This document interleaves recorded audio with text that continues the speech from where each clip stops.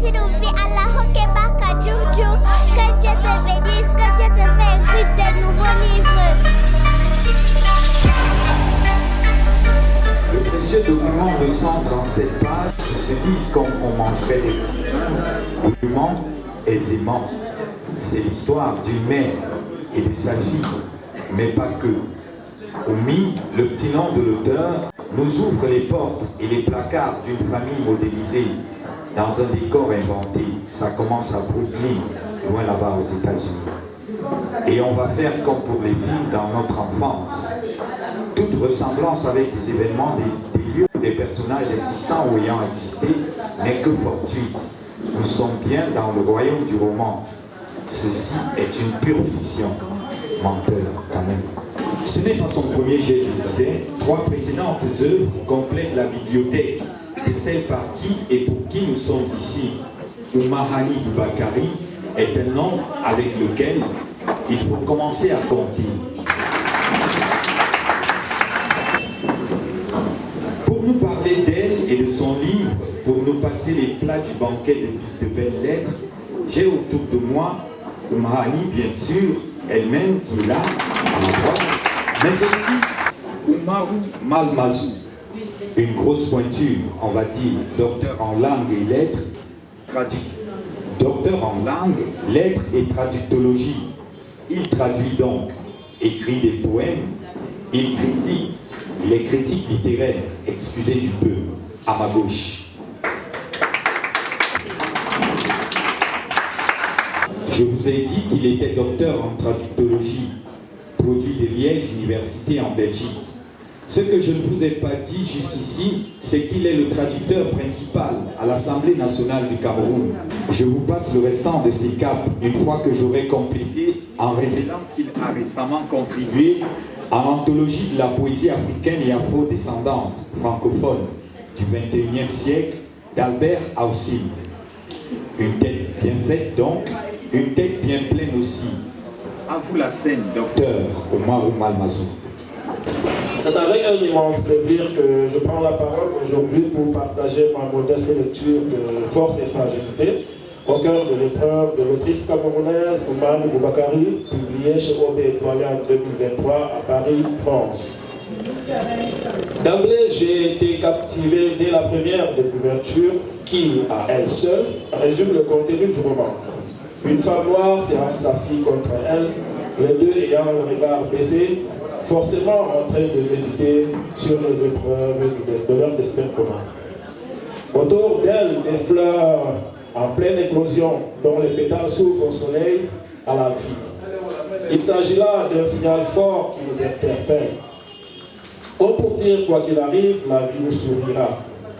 Au-delà de cette sémiologie que nous laissons le soin aux experts de décortiquer davantage, le coup d'œil furtif sur les éléments scripturaux nous éclaire mieux.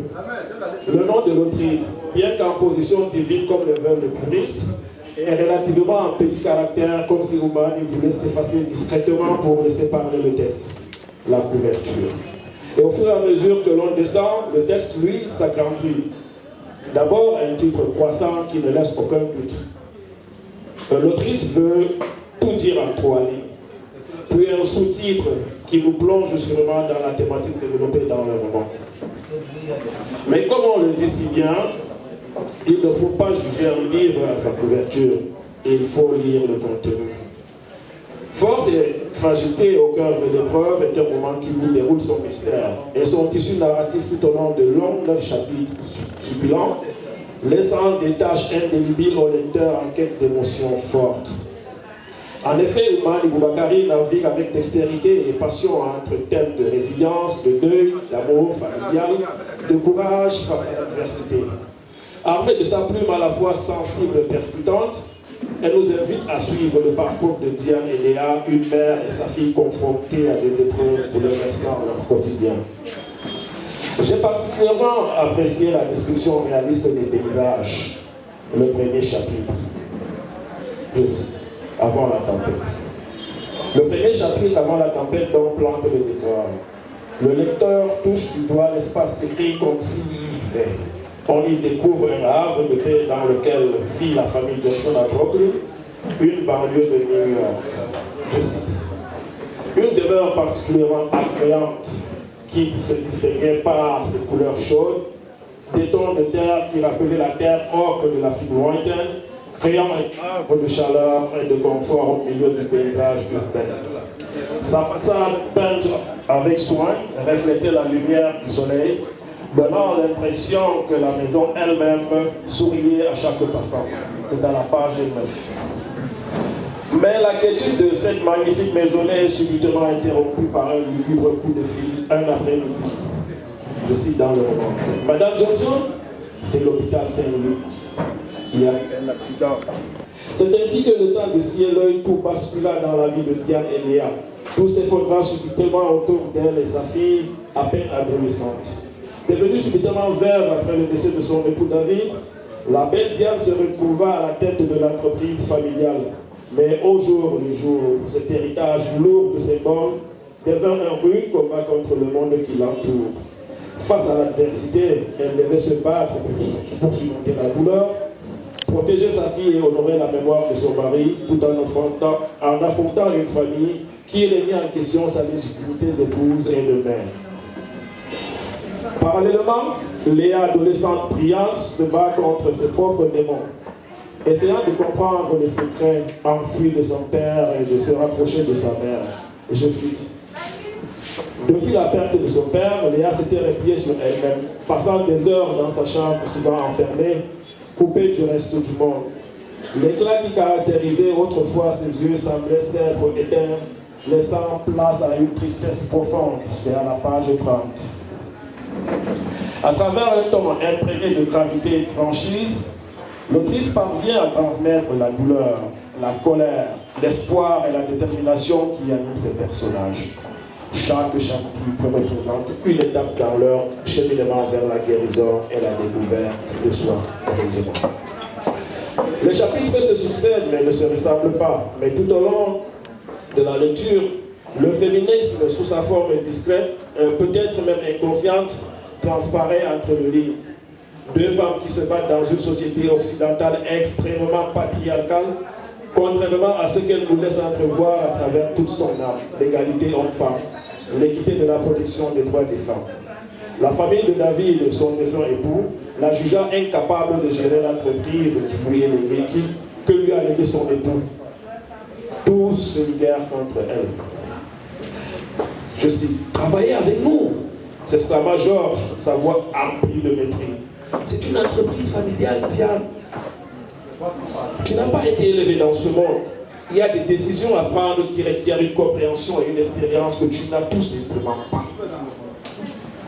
Son regard était froid. Ses mots soulignèrent l'écart entre leur monde et celui de Diane. C'est à la page 49.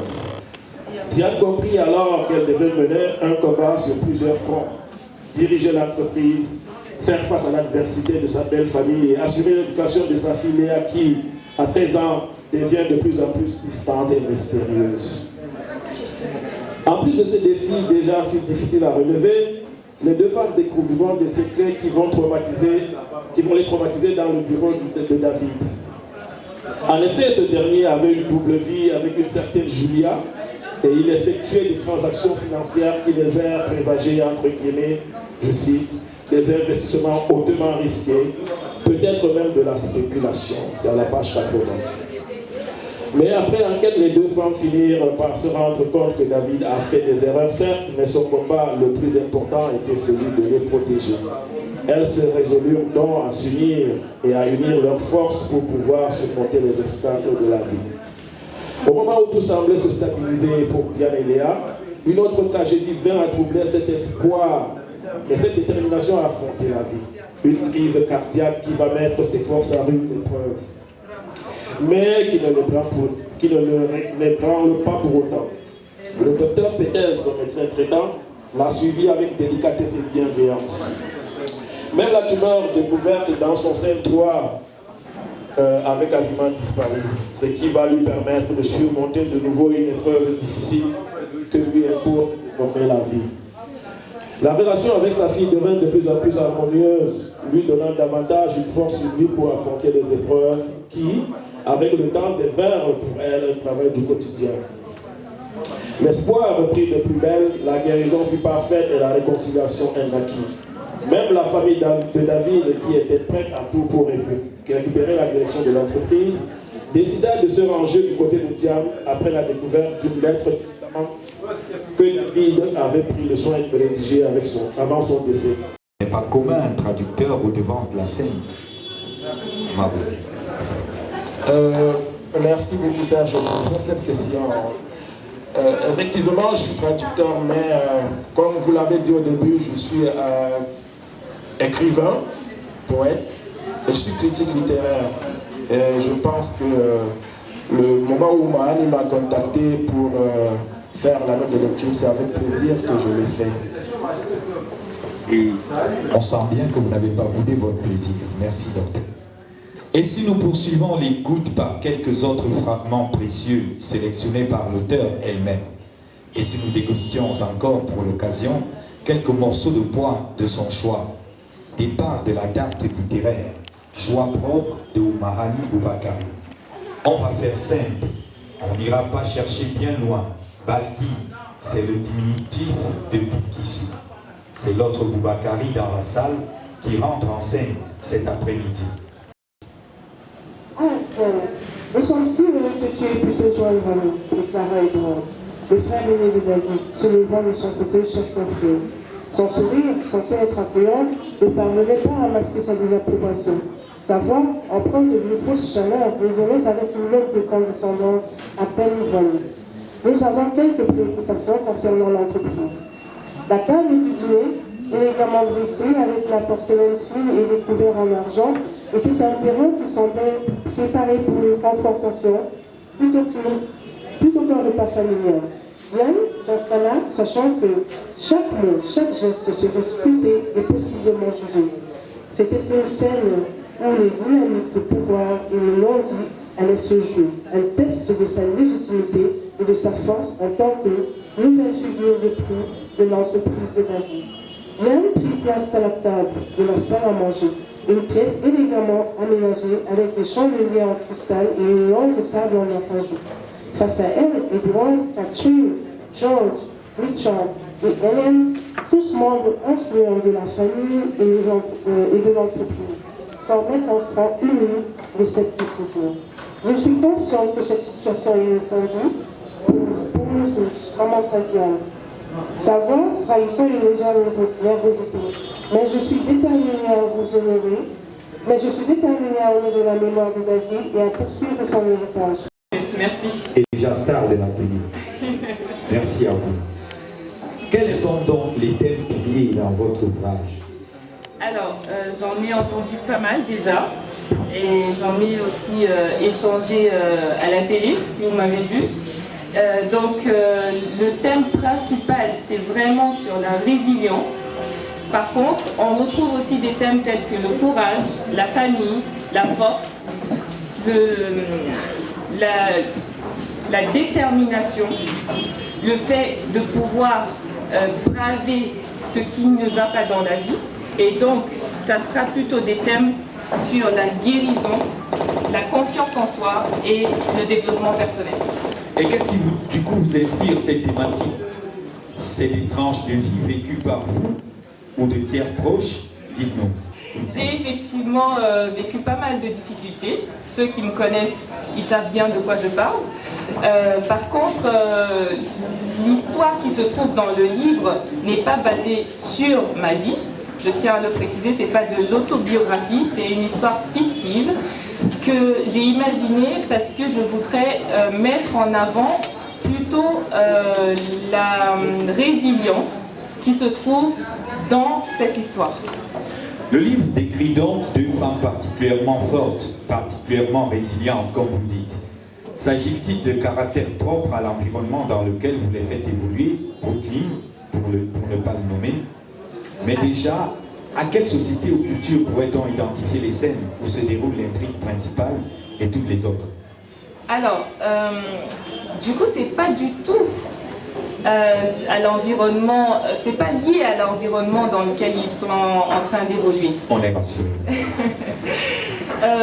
J'ai choisi Brooklyn vraiment comme un endroit de setup pour mon ouvrage, mais tout ce qu'il y a comme enseignement dans le livre se retrouve partout autour de nous. Ça peut être notre voisin, notre collègue, notre ami, qui pourrait traverser la même ou les mêmes épreuves et en sortir vainqueur. Donc l'histoire de Diane et Léa, c'est vraiment pour vous inspirer, pour vous montrer que la résilience, le courage, la confiance en soi va pouvoir faire qu'on traverse toutes les épreuves et qu'on en ressort vainqueur.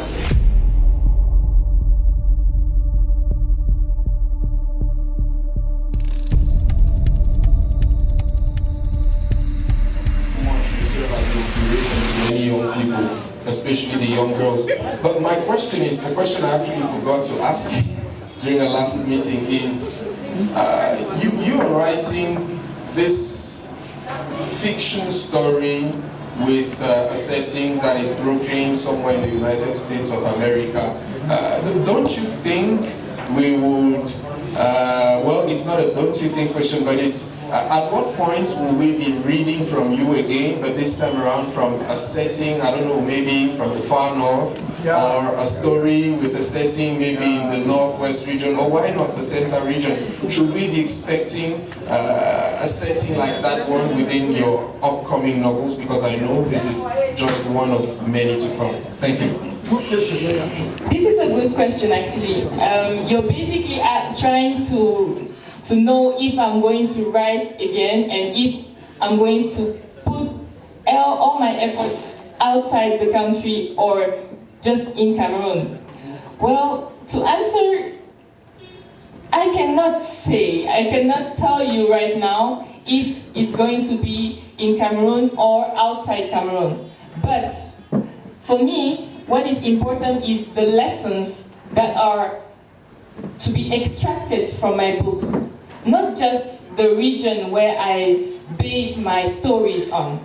If I talk about Brooklyn, you can never find in that book the description of one building in Brooklyn. Not at all, because this is not relevant. What is relevant is the inspiration in the book. What is relevant is what you actually acquire from reading that book.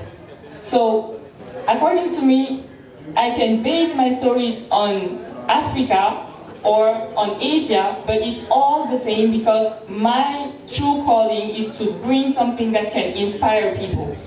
Deux préoccupations.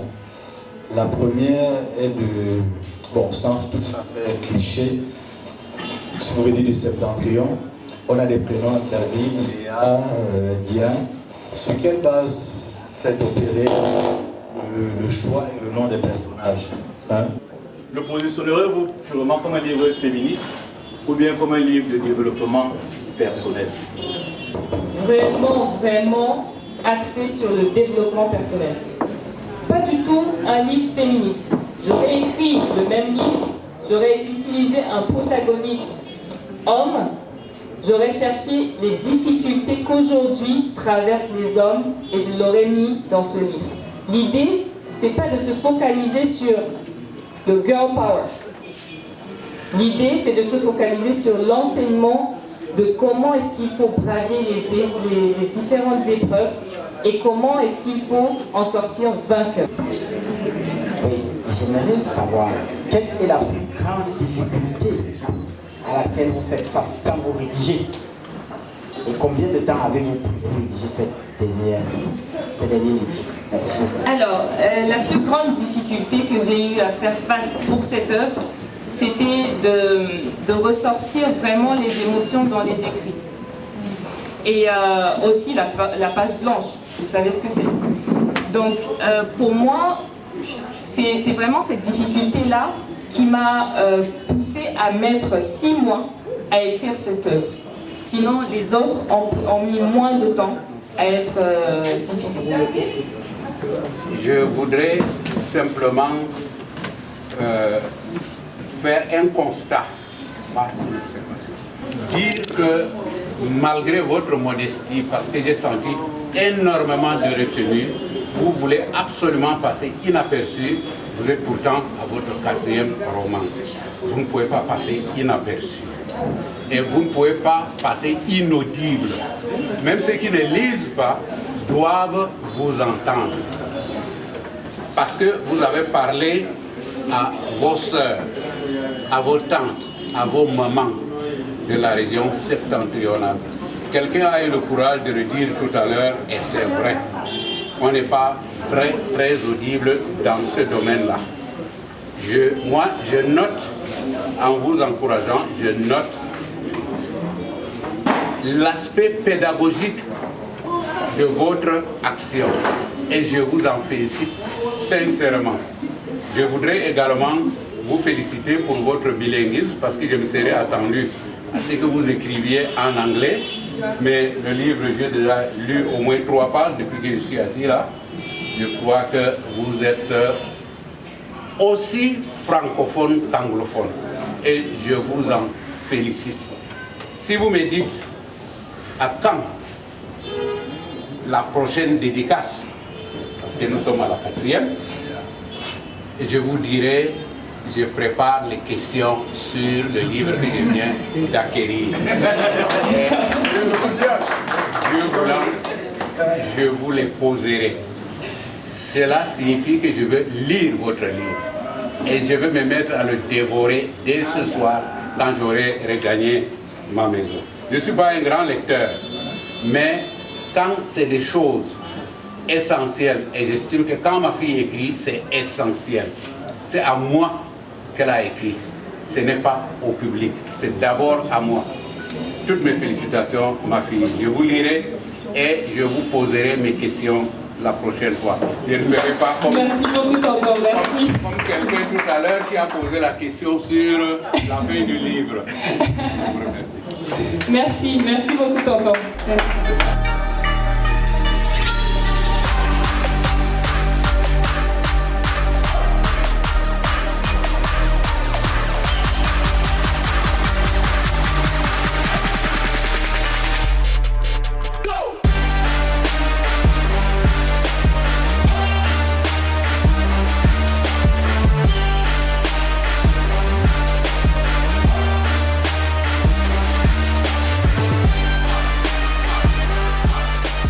Mani yettima mi yetti Allah mi yettima a waɗani min surprise donc Allah hokke hayru jamu e juutal balɗe min ɗon ndeni prochain livre.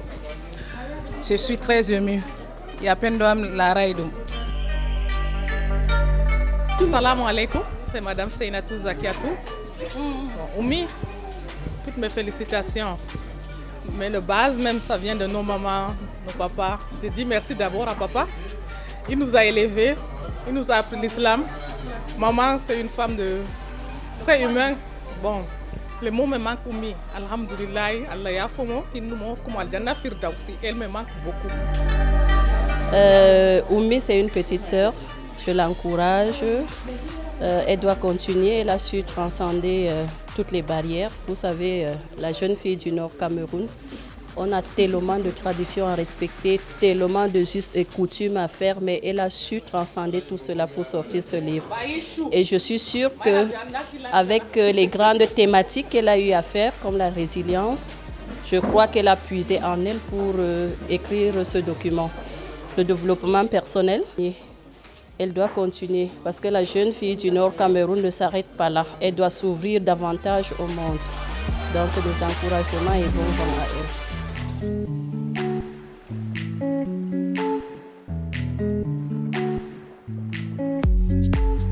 Tout ce que je peux dire, je suis content et je remercie le bon Dieu de me l'avoir donné comme ma fille. Et je l'encourage d'aller de l'avant. Je lui souhaite bonne chance, que Dieu guide ses pas.